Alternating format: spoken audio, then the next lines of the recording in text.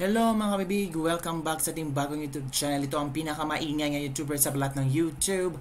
Ako si Kabibig, maglebak-lebak na pa with evidence. Ano ba ito? Totoo kayang disqualified na itong si Erwin Tulfo sa pagkasenador?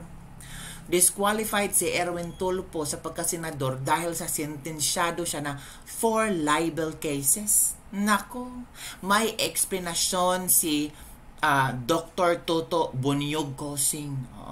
Kaya natin to mga kabibig, kung saan in-explain niya kung bakit ma-disqualify itong si Erwin Tulfo.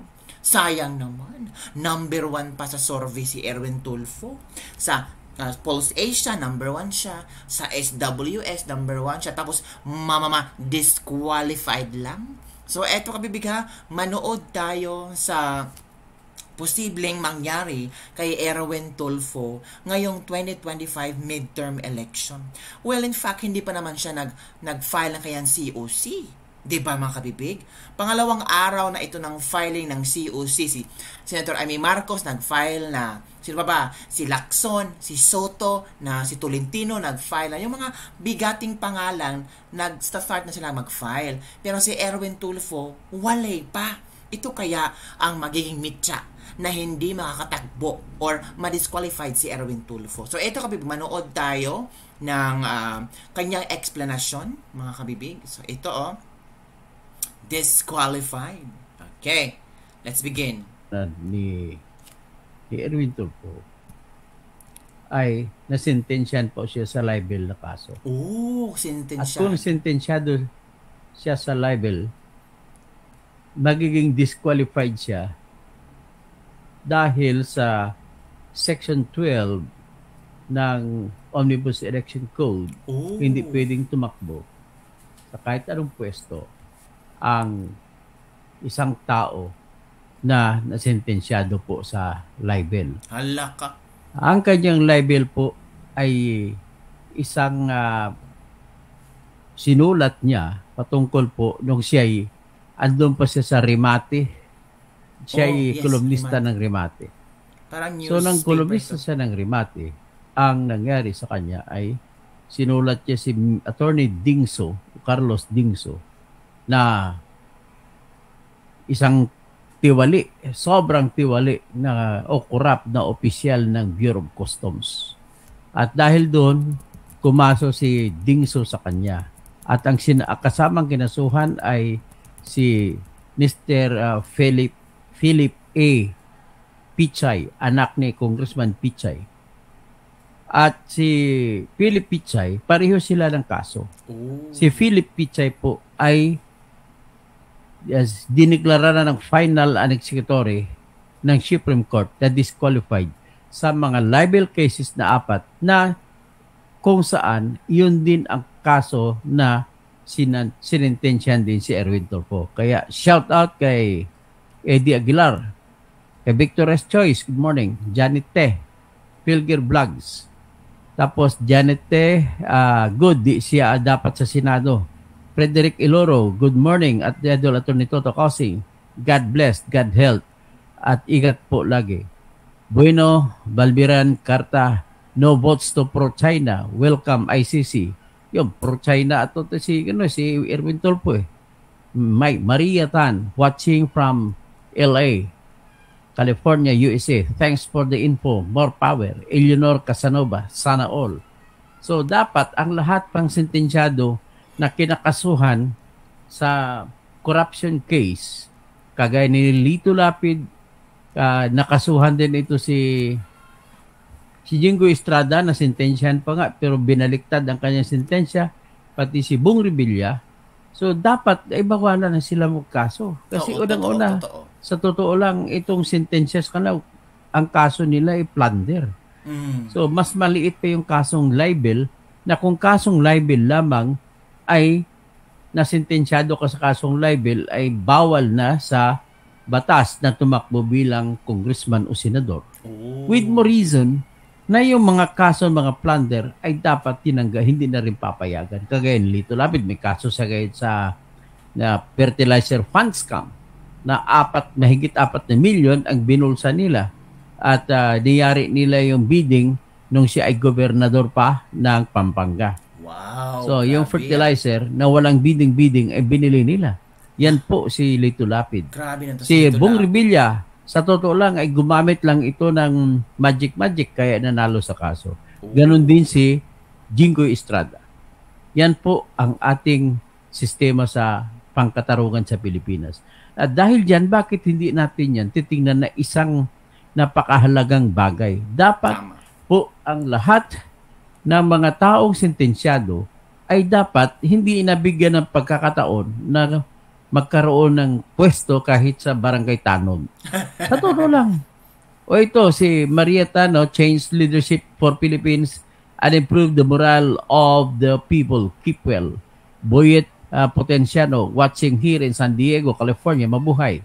So, Ricky Mentili, good morning. Attorney Engineer Dr. Toto Kausing, Senator ng mga Pilipino. Humility. Okay, ako po ay magsasampa kami ng aming ito na po yung aking tinatawag na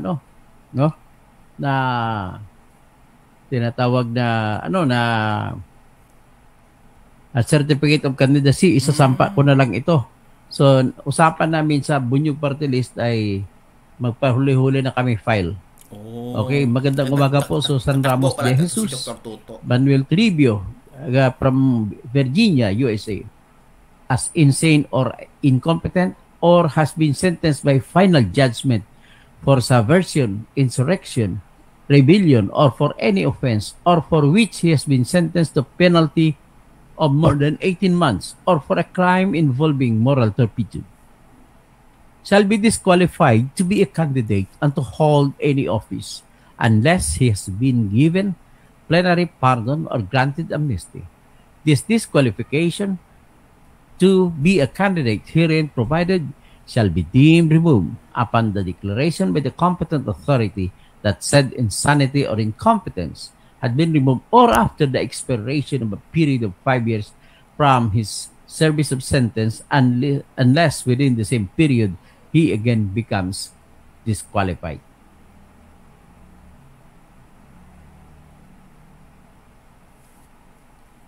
So, itong problema ni Erwin Tulfo ay katulad ng kaso ni Mr. Philip E. Pichay.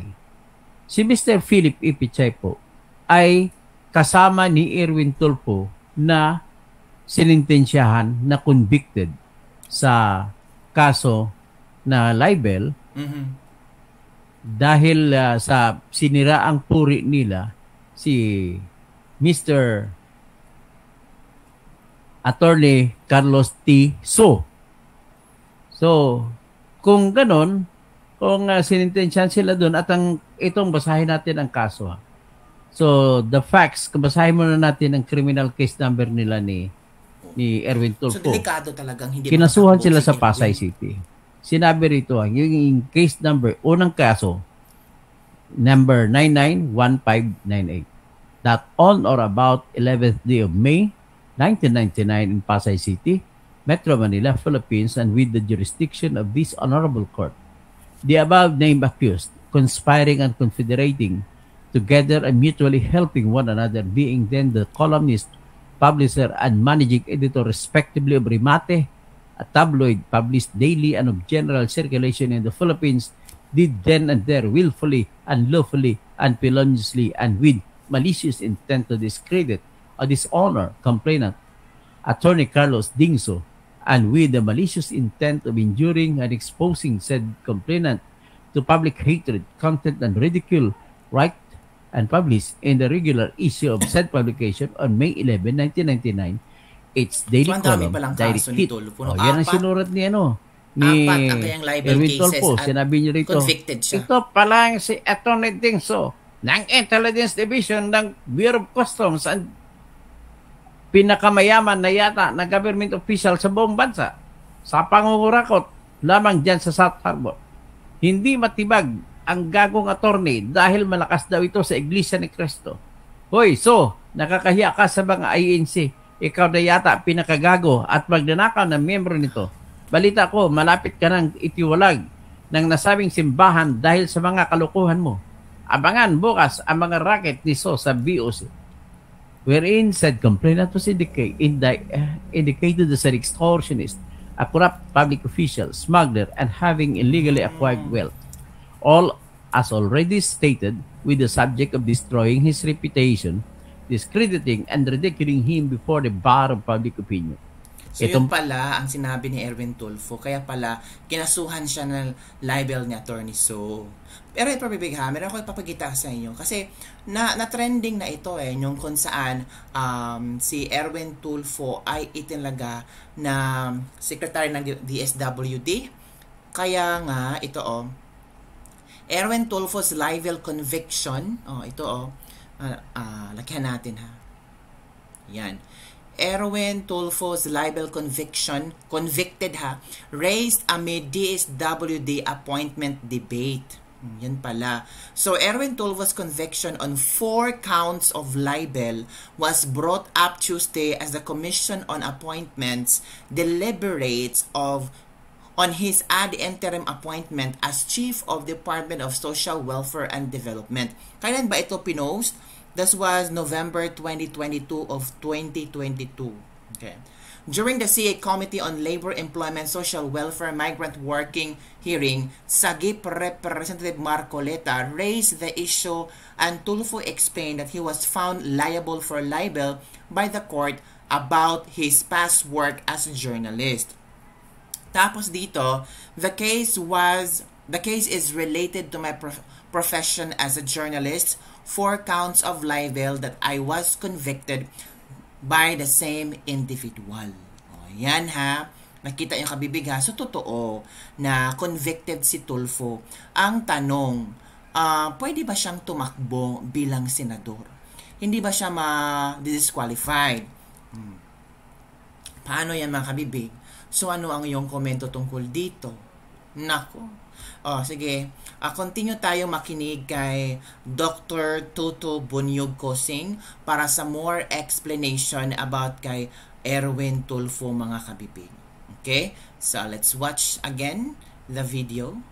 Baka meron tayong matutunan at makukuhang impormasyon dito. Kayo mga kabibig, okay lang bang ma-disqualify si Tulfo? What do you think mga kabibig? Okay lang ba sa inyo? Ito na. Let's proceed.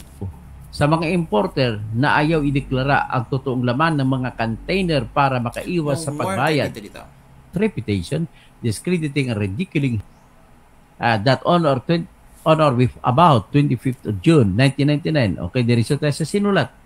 Nag-file ng 10 milyon na libel suit itong si Atty. Carlos Sos ng Bureau of Customs laban sa inyong lingkod at ilang opisyalis ng Rimate sa Pasay City Court. Nagalit itong tarantadong si Atty. So dahil binanatan ko siya at in-expose ang kagaguhan niya sa BOC. Hoy So, dagdagan mo pa ang pagnanakaw mo dahil hindi kita tatantanan. Buhay ka pa, sinusunog ng iyong kaluluwa sa impyerno. When said complainant was indicated as extortionist, a corrupt public official, smuggler, and having illegally acquired wealth, all as already stated, with the object of destroying his reputation, discrediting and ridiculing him before the bar of public opinion. So, yan ang mga kaso laban na sinampa ni Atty. Dingson laban kay Erwin Tulfo at saka si iba pa na mga kasapi ng Rimate. Ang kasama niya sa kinasuhan ay si Susan Cambry na editor, si Ray Salaw na editor din, tapos si Jocelyn Barliso na editor at saka si Philip Pichay, may-ari ng Rimate. So, yan po ang kaso. Alam mo, sa totoo lang, ito ang titingnan natin ang rason ng Supreme Court kung bakit siya na convicted. So, ang rason naman ng RTC, hinanap kong rason ng RTC, hindi ko makita. Rason na lang ng Supreme Court ang gawin natin. So, ang sinabi dito ng Supreme Court ay sa apila ni Tulfo, sinabi ni Tulfo na nagkamali daw ang Court of Appeals na hindi daw na-apply ang Burhal versus Court of Appeals. Ano ba yung Burhal versus Court of Appeals na kaso? Sa Burhal versus Court of Appeals po, yan po yung sinasabi na ang sinuman na magbibigay ng mga opinyon laban sa isang tao na sabihin natin official ng publiko o public figure ay hindi siya masintensyahan sa libel kung ang kanyang opinion ay pwede natin sabihin rationable, no? May basihan na pangyayari o di kaya facts kung sa English pa. Yan ang sinasabi ng Borjal versus Court of Appeals. Tapos yan po ay nasa JR number 129,466. Okay. Tapos yan ay nilabas na desisyon ng Supreme Court noong January 19, 1999. Okay. So ngayon nakalagay dito, ang sabi ng Supreme Court ay hindi mag-apply sapagkat sabi niya na Supreme Court, there is no question that the status of attorney so as public official. So dapat sana mag-apply. Pero anong ginawa ni Mr. Anong nangyari? The court has long respected freedom of the press and upheld the same when it came to commentaries made on public figures and public interest. So nasa public interest naman talaga dapat, no? Even in cases wherein the freedom of the press was given greater weight over the rights of individuals. The court, however, has stressed that such freedom is not absolute and unbounded. The exercise of this right or any right enshrined in the Bill of Rights indeed comes with an equal burden of responsible exercise of that right. The recognition of right is not free. So, ibig sabihin, hindi absolute na ikaw ay babanat na babanat. No? Ayun ang sinasabi ng Supreme Court dito. Sa kasong ito, ay nagkaroon ang crucial dito ay inamin ni Tolpo na hindi niya kilala si Atty. So. At hindi niya rin nakita miniminsan bago siya nilabas ang kanyang sinulat. Pero inamin niya rin na hindi siya nag-imbestiga ng malalim para bago niya sinulat yon. So sa kanyang depensa sa trial court, sinabi rin ni Tolpo na ang kanyang ginamit niya yung mga nakalaman niya sa pagtira ay haka-haka lang, chismis lang. Tolpo claim knowledge of people using, may kilala din siya ng mga tao doon na tumitira para kumita. No, pero inargumento niya na it may have been someone else using the name of attorney so for corrupt practices. Ibig sabihin, parang inaamin niya rito na dahil hindi siya nag-research kung kanino niya nakuha ang detalye tungkol kay Atty. So ito ang naging dahilan kung bakit sinintensya ng Supreme Court. Hindi ka pala nag-usisa Medyo hindi ka panipaniwala ang iyong akusasyon laban kay Atty. So. Kaya, at hindi ka nag-usisa, so inamin mo na hindi ka nag-usisa, ibig sabihin ang tawag niya sa English, reckless disregard of the truth or falsity of the imputations. So, yan po ang naging basihan kung bakit siya nasintensyahan. Actually, kabaliktaran ito ng kaso ni Raffy Tulfo. Kung saan si Raffy Tulfo naman ay na-absuelto.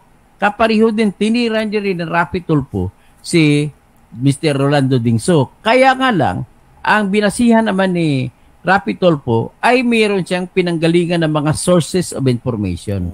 Hindi kagaya kay Erwin Tulfo na inamin niya na kulang-kulang ang kanyang mga research. So, ito po ang naging dahilan. Ngayon, sinintensyahan siya ng RTC at Court of Appeals na makulong. Tingnan natin ang desisyon. Makulong si Erwin Tulfo. 4 counts libel yan. Sinintensyahan siya na makulong ng hanggang 2 taon sa bawat kaso. So ngayon, 8. Ang nangyari, umakit siya sa Court of Appeals ay pinagtibay ng Court of Appeals ang desisyon ng RTC. Pagdating sa Supreme Court, pinagtibay din ng Supreme Court na ang pagkasintensya sa kanya ay mali at may at ibig sabihin guilty si Erwin Tulfo ng 4 na libel case. 4 na libel offenses. Sabi ng Supreme Court this argument is sabi niya, sa inargumento kasi ni Erwin Tulfo na